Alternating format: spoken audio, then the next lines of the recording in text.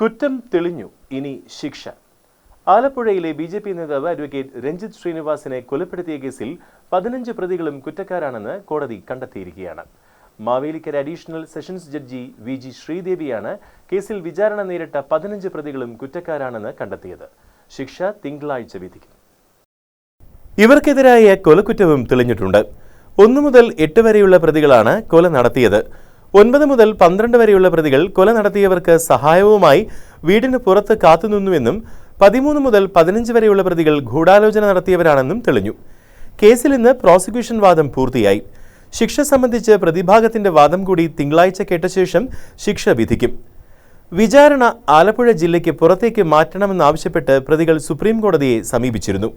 എന്നാൽ കോടതി ആവശ്യം നിരസിച്ചു.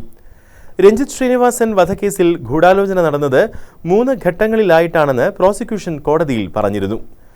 വയലാർ സ്വദേശിയായ നന്ദു കൃഷ്ണയെ കൊലപ്പെടുത്തിയപ്പോൾ തന്നെ പ്രതികാരക്കൊല നടക്കുമെന്ന് SDPIക്കാരായ പ്രതികൾ മുൻകൂട്ടി കണ്ടിരുന്നുവെന്നും അങ്ങനെ സംഭവിച്ചാൽ പകരം ഒരാളെ കൊലപ്പെടുത്താൻ നേരത്തെ തന്നെ തീരുമാനിച്ചിരുന്നുവെന്നും പ്രോസിക്യൂഷൻ കോടതിയിൽ പറഞ്ഞു.